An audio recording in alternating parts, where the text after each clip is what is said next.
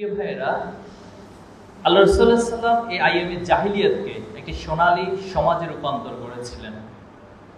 প্রশ্ন হলো কিভাবে করেছেন? নিঃসন্দেহে আপনারা সিরাত পড়তে গিয়ে এই ট্রিক্সগুলো, এই সিক্রেটসগুলো আপনারা চমৎকারভাবে পেয়েছেন। পৃথিবীতে বাবাহীনভাবে জন্মগ্রহণ করেছে এমন সংখ্যা খুব কম পাওয়া যাবে পরিসংখ্যানে।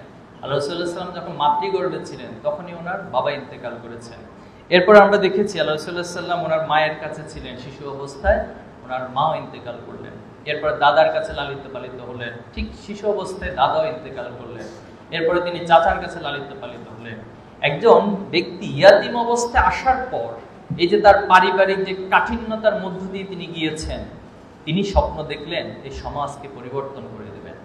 এবং যখন আল্লাহ সাল্লাল্লাহু আলাইহি ওয়াসাল্লামের ওহী নাজিল হলো, যে ওহী নাজিলের প্রেক্ষাপটে আমরা দেখলাম আল্লাহ সাল্লাল্লাহু আলাইহি ওয়াসাল্লামের উপর এমন কোনো বাধা, এমন কোনো বিপত্তি, এমন কোনো কাঠিন্যতা আসে নাই যেটা আল্লাহ সাল্লাল্লাহু আলাইহি ওয়াসাল্লামের আন্দোলনকে দমিয়ে দেওয়ার জন্য তারা চেষ্টা করেনি। কিন্তু বাস্তবতা হলো আল্লাহ সাল্লাল্লাহু আলাইহি ওয়াসাল্লাম তার স্বপ্ন এবং তার দৃঢ়তা, আল্লাহর পক্ষ থেকে পাঠানো ওহীর দায়িত্বকে তিনি আমানত হিসেবে গ্রহণ করে তিনি সকল বাধা বিপত্তি সব কিছুকে ওভারকাম করে খুবই স্বল্প সময়ে পুরো পৃথিবীতে, পুরো আরব জাহানে একটি বিপ্লব সংগঠিত করলেন। এবং সেই বিপ্লব শুধুমাত্র দুনিয়ার অপরাপর বিপ্লব, নামের বিপ্লব নয়, কিছু পার্শিয়াল পরিবর্তনের বিপ্লব নয়, পুরো একটি জেনারেশনের মধ্যে, মানুষের মধ্যে চিন্তার বিপ্লব ঘটিয়ে দিলেন, মানুষের লাইফ স্টাইলের বিপ্লব ঘটিয়ে দিলেন, পুরো অর্থনৈতিক বিপ্লব ঘটিয়ে দিলেন। অর্থাৎ একটি সমাজ এবং রাষ্ট্র পরিচালনার জন্য যত ধরনের উইংস আছে সকল ক্ষেত্রে আল্লাহ রাসূলুল্লাহ সাল্লাল্লাহু আলাইহি ওয়াসাল্লাম বিপ্লব সাধন করলেন। এই যে একটি ক্রিটিক্যাল মুহূর্তকে আল্লাহ রাসূলুল্লাহ সাল্লাল্লাহু আলাইহি ওয়াসাল্লাম যেভাবে ডিল করেছেন, যেভাবে আল্লাহ সাল্লাম ফেস করেছেন, এর মধ্য দিয়ে আমাদের জন্য শিক্ষা, আমরাও এই সমাজকে আল্লাহ রাসূলুল্লাহ সাল্লাল্লাহু আলাইহি ওয়াসাল্লামের স্বপ্নের মতো করে আলোকিত সমাজে রূপান্তর করার জন্য চেষ্টা করে যাচ্ছি। একজন মানুষের মধ্যে, একজন নবী হিসেবে, একজন রাসূল হিসেবে, পরিবারের একজন সদস্য হিসেবে, একজন পিতা হিসেবে, একজন সন্তান হিসেবে, এরপরে একজন প্রতিবেশী হিসেবে, একজন রাষ্ট্রের নায়ক হিসেবে যত গুণাবলী প্রয়োজন নেতৃত্বের, সবগুলো গুণাবলী আল্লাহ রাসূলুল্লাহ সাল্লাল্লাহু আলাইহি ওয়াসাল্লামের মধ্যে বিদ্যমান ছিল। আমি একটা আয়াত পড়েছি, মূলত আমার আজকের আলোচনার সংক্ষিপ্ত বিষয়। আল্লাহ রাসূলুল্লাহ সাল্লাল্লাহু আলাইহি ওয়াসাল্লামের এত এত হাজার হাজার গুণাবলীর মধ্যে, এত এত আলোচ্য বিষয়ের মধ্যে আল্লাহ রাসূলুল্লাহ সাল্লাল্লাহু আলাইহি ওয়াসাল্লাম যে রহম দিল ছিলেন, রহমাতুল লিল আলামিন, তিনি পুরো জগৎবাসীর জন্য রহমত দিল ছিলেন। এবং এই রহমতের মধ্য দিয়ে তিনি ওনার যে সিক্রেটস এবং উনি যে সমাজকে পরিবর্তন করে দেয়া, একটা জাহিলিয়াত সমাজকে পরিবর্তন করে আলোকিত সমাজে রূপান্তরিত করা, এর মধ্যে বড় শিক্ষণীয় রয়েছে। আমরা যদি দেখি যে পৃথিবীতে অন্যান্য নবী রাসূলদেরকে নির্দিষ্ট একটি গোত্রের জন্য পাঠানো হতো, একটি নির্দিষ্ট ভূখণ্ডের জন্য পাঠানো হতো, কিন্তু আল্লাহ রাসূলুল্লাহ সাল্লাল্লাহু আলাইহি ওয়াসাল্লামকে আল্লাহ তাআলা পুরো পৃথিবীর জন্য পাঠিয়েছেন, যেটা কোরআনে বলা হয়েছে ওয়ামা আরসালনাকা ইল্লা কাফাতান লিন-নাসি বাশীরা ওয়া নাযীরা। সকল মানব জাতির জন্য আল্লাহ রাসূলুল্লাহ সাল্লাল্লাহু আলাইহি ওয়াসাল্লাম পাঠানো হয়েছে। আল্লাহ রাসূলুল্লাহ সাল্লাল্লাহু আলাইহি ওয়াসাল্লামের ক্ষেত্রে বলা হয়েছে তিনি সিরাজাম মুনীরা, অর্থাৎ আলোকবর্তিকার মতো। আমরা পৃথিবীতে যদি দেখি, সূর্য শুধুমাত্র বাংলাদেশের জন্য নির্ধারিত না, সূর্য শুধুমাত্র কোনো একটা রাষ্ট্র, কিছু মানুষের জন্য নির্ধারিত না, পুরো সৌরজগৎ এবং এই নবমণ্ডল, ভূমণ্ডল, সমগ্র বিশ্বের জন্য, তামাম জাহানের জন্য সূর্যকে আল্লাহ তাআলা উপকারী হিসেবে সৃষ্টি করেছেন। তো একটি সমুদ্রের গভীরে একটি যদি প্রবাল, জৈবাশ্ম চিন্তা করি, কোনো একটা প্রাণী থাকে, তিনিও কোনো না কোনোভাবে এই সূর্য থেকে উপকার লাভ করে। ইন দ্য সেম ওয়েতে আল্লাহ রাসূলুল্লাহ সাল্লাল্লাহু আলাইহি ওয়াসাল্লামকে আল্লাহ তাআলা পুরো জগৎবাসীর জন্যই পাঠিয়েছেন এবং জগৎবাসীর জন্য সুসংবাদদাতা এবং রহমত স্বরূপ পাঠিয়েছেন। প্রিয় উপস্থিতি, আল্লাহ রাসূলুল্লাহ সাল্লাল্লাহু আলাইহি ওয়াসাল্লাম তার সাহাবায়ে আজমাইন এবং যারা ঈমানদার ছিলেন, ঈমানদারদের জন্য আল্লাহ রাসূলুল্লাহ সাল্লাল্লাহু আলাইহি ওয়াসাল্লাম দুটি গুণাবলী বিশেষভাবে সৃষ্টি করতেন। যখন কেউ ঈমান আনয়ন করত, তার মধ্যে ঈমানের একটি বীজ বপন করে দিতেন। এবং ঈমানের যে প্রেরণা, এই প্রেরণার মধ্য দিয়ে একজন ব্যক্তি কিভাবে তার লাইফকে লিড করবেন, আল্লাহ রাসূলুল্লাহ সাল্লাল্লাহু আলাইহি ওয়াসাল্লাম সেই শিক্ষাটা একজন ঈমানদারের মধ্যে দিতেন। পাশাপাশি এই প্রত্যেক ঈমানদারকে একসাথে করে তাদের রহম, তাদের দিলগুলোকে একসাথে আঁকড়ে দিতেন, অর্থাৎ একজনের সাথে একজনকে সম্পর্কগুলোকে জুড়ে দিতেন, যেটাকে কোরআনের পরিভাষায় বুনিয়ান মারসুস বলা হয়েছে। তারা সীসাডালা প্রাচীরের মতো হয়ে যেত। এবং এই সীসাডালা প্রাচীরের মধ্য দিয়ে মূলত এই আন্দোলন সংগ্রাম স্বল্প সংখ্যক হলেও তাদের মধ্যে ভ্রাতৃত্ব, ভালোবাসা এবং একজনের প্রতি স্যাক্রিফাইসের যে মানসিকতা, সেই মানসিকতা তৈরির কারণে তারা পৃথিবীর অসাধ্য কাজগুলোকে সাধ্য করার দৃষ্টান্ত স্থাপন করেছিলেন। আল্লাহ রাসূলুল্লাহ সাল্লাল্লাহু আলাইহি ওয়াসাল্লামকে আল্লাহ তাআলা মুমিনদের জন্য রাউফুর রহিম বলেছেন, যে তিনি ছিলেন করুণা সিক্ত, তার দিলটা ছিল অনেক রহম দিল। মুসলিম শরীফের একটা হাদিসে যেটা বলা হয়েছে যে আল্লাহ রাসূলুল্লাহ সাল্লাল্লাহু আলাইহি ওয়াসাল্লাম প্রত্যেক নবীর জন্য একটি বিশেষ দোয়ার ব্যবস্থা আল্লাহ তাআলা করেন। তো এই দোয়া অবশ্যই আল্লাহ তাআলা কবুল করেন। অন্যান্য নবী রাসূলরা দুনিয়াতে থাকা অবস্থায় সেই দোয়াটা করতেন, কিন্তু আল্লাহ রাসূলুল্লাহ সাল্লাল্লাহু আলাইহি ওয়াসাল্লাম সেই স্পেশাল দোয়াটা কাল কিয়ামতের দিন মুমিন বান্দাদের জন্য এবং তার উম্মতের জন্য রেখে দিয়েছেন। এবং কাল কিয়ামতের মাঠে আল্লাহ রাসূলুল্লাহ সাল্লাল্লাহু আলাইহি ওয়াসাল্লাম এই বিশেষ দোয়া শাফায়াতের জন্য নিজের জন্য স্থগিত বা মুলতবি রেখেছেন। সুবহানাল্লাহ। উহুদ যুদ্ধের আরেকটি ঘটনা আছে, একজন মহিলা তিনি যখন যুদ্ধের ময়দানে দৌড়াতে লাগলেন তখন প্রতিমধ্যে কয়েকজনের সাথে ওনার সাক্ষাৎ হলো। তখন বলা হলো যে আমরা তো দেখেছি যে তোমার সন্তান শহীদ হয়ে গিয়েছে।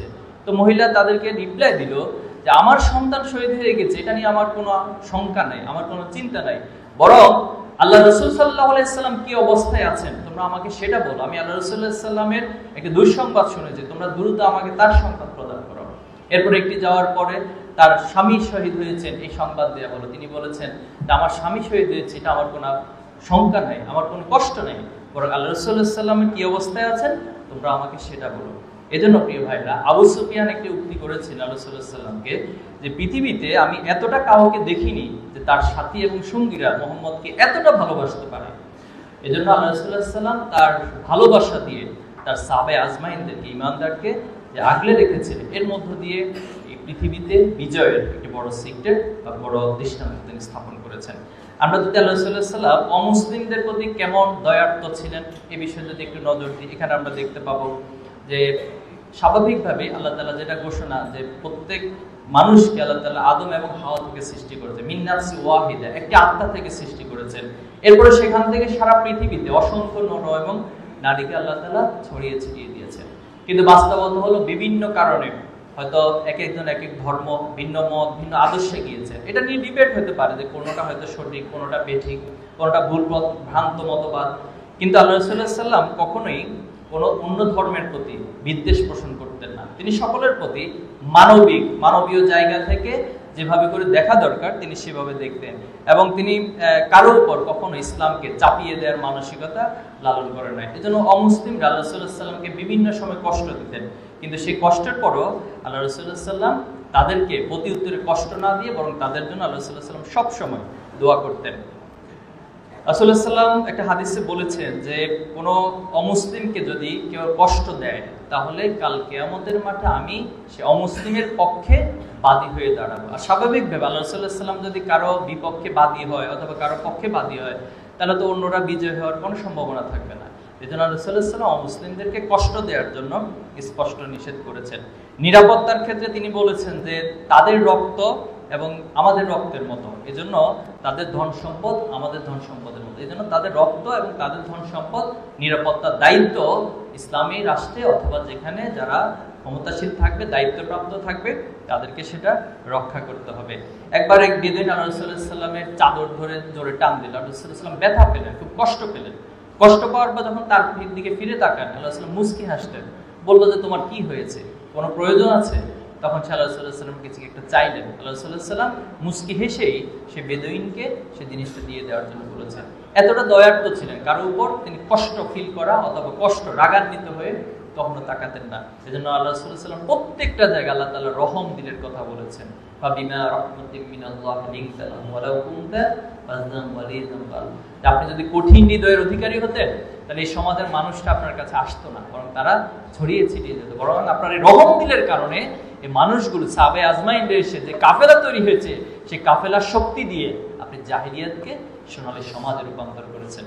এজন্য প্রিয় ভাইয়েরা, প্রিয় বোনেরা, আমরা আল্লাহ রাসূল সাল্লাল্লাহু আলাইহি ওয়াসাল্লামের জীবনী থেকে শিক্ষা নিব যে আমাদেরকে উদার হতে হবে, দয়ার্থ হতে হবে, দূরদর্শী হতে হবে এবং প্রত্যেকটা পরিস্থিতিকে অবজার্ভ করে সেই সিচুয়েশনের আলোকে আমাদের পদক্ষেপ গ্রহণ করতে হবে। তাহলে আমরা ব্যক্তি জীবনের সময় সফল হব, আমরা আমাদের রাষ্ট্রীয় জীবনও সফল হবে ইনশাআল্লাহ। এখন আসুন আল্লাহ রাসূল সাল্লাল্লাহু আলাইহি ওয়াসাল্লামের এই জীবনীর ক্ষেত্রে বাংলাদেশের প্রেক্ষাপট যদি আমরা চিন্তা করি, আমরা আল্লাহ রাসূল সাল্লাল্লাহু আলাইহি ওয়াসাল্লামকে সবাই ভালোবাসি, ঠিক না? ভালোবাসি তো? বাংলাদেশে এমন একজন মুসলমান খুঁজে পাবেন না যাকে জিজ্ঞেস করলে বলবে না যে সে ভালোবাসে না, সবাই ভালোবাসে। তার মানে আবেগের জায়গায় আল্লাহ রাসূল সাল্লাল্লাহু আলাইহি ওয়াসাল্লামকে আমরা সর্বোচ্চ পারি। আমরা দেখি যে মাঝে মাঝে আল্লাহ রাসূল সাল্লাল্লাহু আলাইহি ওয়াসাল্লামকে নিয়ে কটূক্তি করা হয়, বিভিন্ন জায়গায় ব্যঙ্গ করা হয়, কার্টুন তৈরি করা হয়, তখন দেখা যায় সবাই নেমে যায় রাস্তায়, ঠিক না? কিন্তু দেখা যাবে যে সেই ভাইটা নামাজ পড়ে না। এমন আছে যে সে হয়তো মাদকাসক্ত, কিন্তু যখনই আল্লাহ রাসূলুল্লাহ সাল্লাল্লাহু আলাইহি ওয়াসাল্লাম বিরুদ্ধে কোনো কথা বলে তখন তিনি ঠিকই মাঠে নেমে যান। তাহলে এই আবেগটা অবশ্যই ইসলামের মধ্যে আছে, এবং আবেগের বিষয় ইসলাম নিষেধ করেনি। কিন্তু ইসলাম শুধুমাত্র আবেগতাড়িত কোনো বিষয়ের নাম নয়। ইসলামের জ্ঞান অর্জন করতে হবে, জানতে হবে, আল্লাহ রাসূলুল্লাহ সাল্লাল্লাহু আলাইহি ওয়াসাল্লাম জীবনীকে জানতে হবে, বুঝতে হবে, উপলব্ধি করতে